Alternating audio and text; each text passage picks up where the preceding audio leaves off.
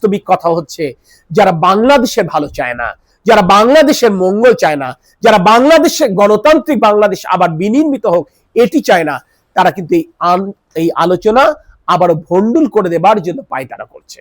আপনারা সে কারণে দেখেছেন সাম্প্রতিক কালে আমরা আবারও দেখছি আনুপাতিক হারে ভোটের কথা উঠছে। আমরা আবারও শুনছি জাতীয় সংসদ নির্বাচনের আগে স্থানীয় সরকার নির্বাচনের কথা বলা হচ্ছে। আমি শুধু একটি কথা স্পষ্ট করে বলতে চাই, ৭০-এর নির্বাচনের ফলাফল যদি সেদিন ইয়াহিয়া খান মেনে নিত, হয়তোবা বাঙালিকে অস্ত্র ধরতে হতো না স্বাধীন বাংলাদেশের জন্য। শেখ হাসিনা যদি 2014, 2018 কিংবা 2024 বাংলাদেশের জনগণের এই ভোটাধিকার নিয়ে ছিনিমিনি না খেলতো, তাহলে শেখ হাসিনাকে এভাবে পালিয়ে এক কাপড়ে বাংলাদেশ ছাড়া হতো না। তাই আজ যারা রাষ্ট্র পরিচালনার দায়িত্বে আছেন, আমি তাদেরকে বিনয়ের সাথে বলতে চাই, যদি আবারও বাংলাদেশের জনগণের ভোটাধিকার নিয়ে কোনো ষড়যন্ত্র হয়, ছিনিমিনি খেলা হয়, তাহলে কিন্তু বাংলাদেশের জনগণ আপনাদেরকে ক্ষমা করবে না।